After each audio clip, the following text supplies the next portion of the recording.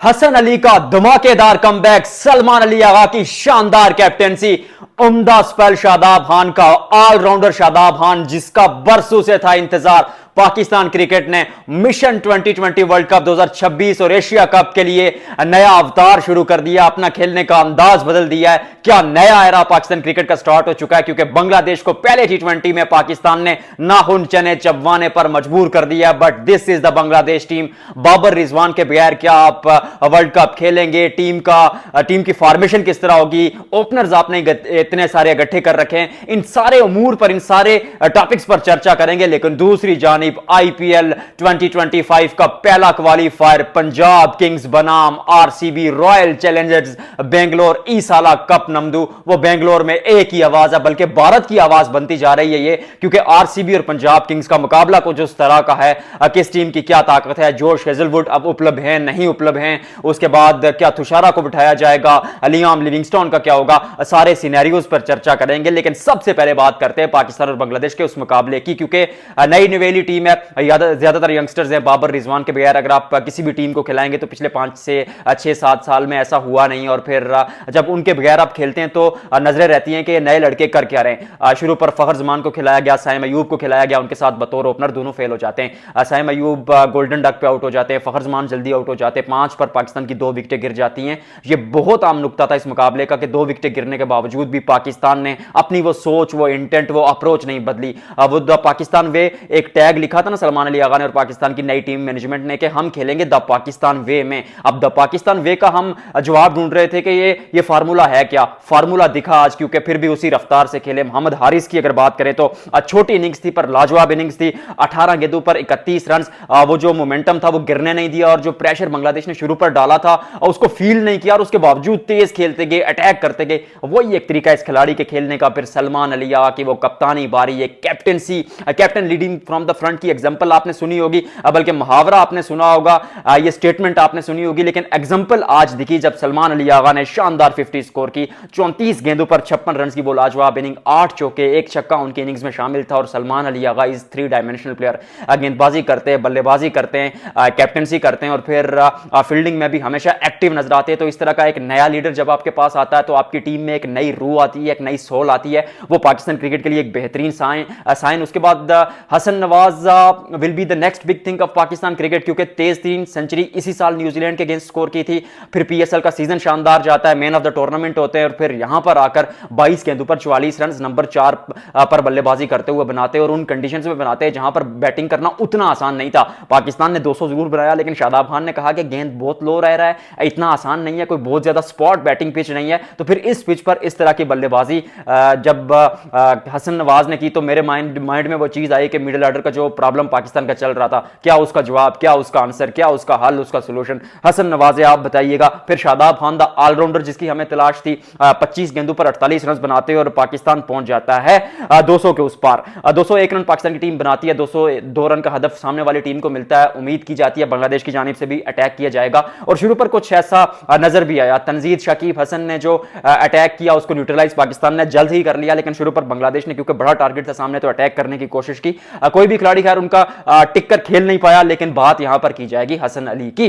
हसन अली की एक्चुअली में स्टोरी क्या होती है? हसन अली कैच ड्रॉप करते हैं 2021 वर्ल्ड कप में मैथ्यू वेड का। उसके बाद इस खिलाड़ी के बुरे दिन शुरू हो जाते हैं। उस साल भले ही 52 विकेटें ली थी, लेकिन उसके बाद वो कैच ड्रॉप करने के बाद परफॉर्मेंस का ग्राफ नीचे आ जाता है, हर जगह ट्रोल किया जाता है। वो कैच ऐसा छूटा था कि वो पाकिस्तान के जो क्रिकेट फैंस थे उनके दिल पर लगा था। तो जहां पर भी हसन अली जाते, किसी स्टेडियम में जाते, किसी वेन्यू में जाते, किसी गली में जाते, किसी शहर में जाते, इस खिलाड़ी को ट्रोल किया जा रहा था। और फिर उसके बाद 2022 का वर्ल्ड कप, 23 का वर्ल्ड कप परफॉर्मेंस, 22 का एशिया कप, 23 का वर्ल्ड कप परफॉर्मेंस उस तरह रहती नहीं है। डोमेस्टिक क्रिकेट में जाते और इंजर्ड हो जाते हैं और इंजरी भी ऐसी हो जाती है कि ऐसा लगता है कि शायद रिकवर नहीं कर पाएंगे। अगर कर भी लिया तो कैरियर उस तरह का नहीं चलेगा। लेकिन फिर डोमेस्टिक सीजन में परफॉर्म करते हैं, PSL में आते, PSL में परफॉर्म करते और फिर इंटरनेशनल क्रिकेट में आकर पहले ओवर में विकेट लेते और 5 विकेट पहले ही मुकाबले में। मतलब that is a wonderful story.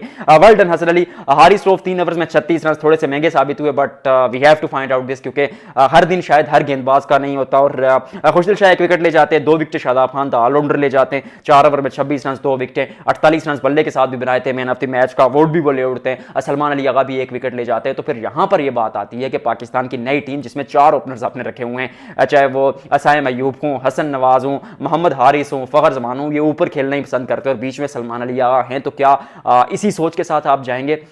मुझे पर्सनली ऐसा लगता है, एक बार फिर कहूंगा, 1000 बार कह चुका हूं, आप लोगों ने सुना भी बहुत बार होगा कि इस टीम के साथ आप खेलें, ये आपकी इंटेंट, ये आपकी अप्रोच मॉडर्न डे क्रिकेट जरूर लेके आएंगी। माइक हैसन नए कोच मौजूद हैं, उनका भी यही कहना है, बट बाबर रिजवान किसी दोनों में से किसी एक की जगह मेरे नजदीक टीम में बनती है। क्योंकि जब आप जाएंगे वर्ल्ड कप में या एशिया कप में तो शुरू पर अगर कोलैप्स हो जाता है, असाइम अयूब, हारिस तेज खेलने के चक्कर में जल्दी आउट हो जाते हैं, तो बाबर रिजवान किसी एक की आपको जरूरत पड़ेगी। लेकिन इस टीम को मौका दिया जाए, क्योंकि बाबर रिजवान, शाहीन नसीम वगैरह के साथ आप बहुत ज्यादा टूर्नामेंट्स हार चुके हैं, पिछले 7 टूर्नामेंट्स हारे हैं। तो नई टीम को सिलेक्ट किया है तो इनको बैक भी करना चाहिए at the same time. But I think, आपको क्या लगता है?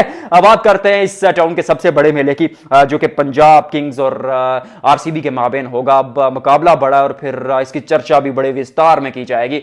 सबसे पहले मैं आरसीबी की टीम की ताकत की बात करता हूं। अमूमन उनकी बल्लेबाजी, कल की वीडियो में मैंने कहा था कि उनकी बल्लेबाजी उनकी ताकत है, लेकिन इस मुकाबले में अगर मैं आपसे कहूं कि उनकी गेंदबाजी उनकी ताकत बन सकती है, तो फिर उसकी मैं वजह आपको बताता हूं। क्योंकि सबसे पहले तो वहां पर नुवान तुषारा मौजूद है, 4 ओवर में 26 रन, उस मुकाबले में जहां पर 232 रन बनते और 1 विकेट ले जाते हैं। अब वो टीम में आए हैं तो फिर आप उनको ड्रॉप करने का सोचेंगे, जोश हेजलवुड की जगह नहीं सोचेंगे। और जोश हेजलवुड अगर उपलब्ध होते हैं, जो अभी तक गेंदबाजी कर रहे हैं और मेरे खबरों के मुताबिक वो मैच फिट जरूर हैं, और मे भी आरसीबी उनको खिलाने का सोचे, तो फिर इस गेंदबाजी के बारे में सोचिएगा।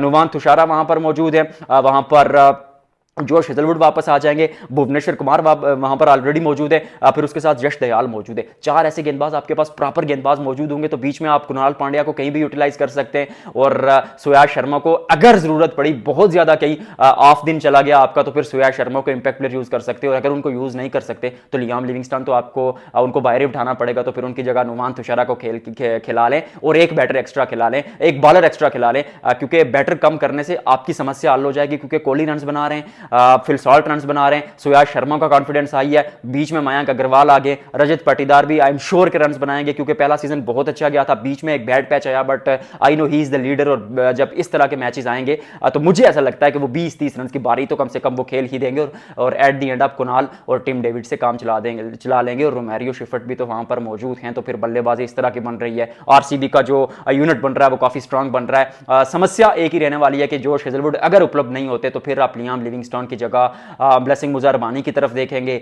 या फिर आप देखेंगे कि टिम साइफर्ट को खिलाया जाए। मुझे लगता है कि अगर नहीं अवेलेबल होते तो फिर लियाम लिविंगस्टन के साथ ही जाया जाए, क्योंकि पूरा सीजन आपने उनको खिलाया। मुझे पता है आप लोग कुछ गुस्सा भी करेंगे कि यार परफॉर्मेंस तो है नहीं, क्यों खिलाया जाए, लेकिन वजह यह है कि इतना बड़ा टूर्नामेंट है, तो किसी नए खिलाड़ी को मुझे नहीं लगता कि क्वालीफायर में मौका देना चाहिए। लियाम लिविंगस्टन के साथ ही जाए, विनिंग कॉम्बिनेशन के साथ ना छेड़ें। लेकिन अगर जोश हेजलवुड अवेलेबल हैं तो लियाम लिविंगस्टन को ड्रॉप करके हेजलवुड को इन कर दें, टीम एकदम भैया मजबूत हो जाएगी। और फिर Virat Kohli x factor already वहां पर मौजूद है, फिल स्टार्ट के साथ बहुत पिटाई करते हैं भैया। और सामने वाली की टीम पर अगर नजर दौड़ाई जाए तो उनकी ताकत उनकी गेंदबाजी है, लेकिन आरसीबी के लिए एक अच्छी चीज ये है कि एक तो बॉलिंग यूनिट आपका ऑलरेडी स्ट्रांग है, फिर सामने वाली बैटिंग पे नजर दौड़ाई जाए तो प्रियांश वहां पर मौजूद है, नए खिलाड़ी हैं, दमहम है, बट इतने बड़े मुकाबले में इस तरह की गेंदबाजी के खिलाफ शायद अटैक करना उतना अच्छा नहीं होगा।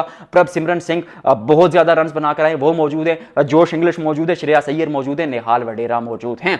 ऑनेस्टली स्पीकिंग बल्लेबाजी में दम जरूर है, बट मे बी क्वालीफायर में आप कहीं ना कहीं सोचे यार कि वो एक एक्स फैक्टर जो आते ही अपोजिशन पर मतलब दौड़ पड़े, चढ़ दौड़े, ऐसा बल्लेबाज आपके पास कौन है? तो आपको कोई नजर नहीं आएगा। प्रभ सिमरन वेरी टैलेंटेड, वेरी एक्स्ट्राऑर्डिनरी, मुझे पसंद बहुत हैं, बट क्या आते ही वो अपोजिशन पर यानी आरसीबी पर आते ही प्रेशर डाल पाएंगे? We have to find out this. और श्रेयस अय्यर द कैप्टन, एक ऐसा खिलाड़ी जो फॉर्म में है, इनिंग्स को कैरी करना भी जानते, तेज भी खेलते, बल्लेबाजी में दम है, लेकिन मुझे लगता है कि कहीं ना कहीं शायद आरसीबी की गेंदबाजी इस मुकाबले में जिस तरह से मैंने बनाई है, मुझे लगता है कि पंजाब किंग्स से थोड़ी ऊपर है। अब दिक्कतें तो मैंने थोड़ी सी बता दी आपको पंजाब किंग्स की। अब पंजाब किंग्स की गेंदबाजी की अगर बात करें ना, तो वो इनकी ताकत है। अर्शदीप सिंह वहां पर मौजूद है, उमर जई को ये खिला रहे हैं, हरप्रीत बरार अच्छी गेंदबाजी कर रहे हैं, मार्को येंसन मौजूद है, और उसके साथ अब युजवेंद्र चहल को भी खिला सकते हैं क्या? इवन अगर वो 100% फिट होते हैं तो फिर तो उनको खिलाना ऑब्वियस है।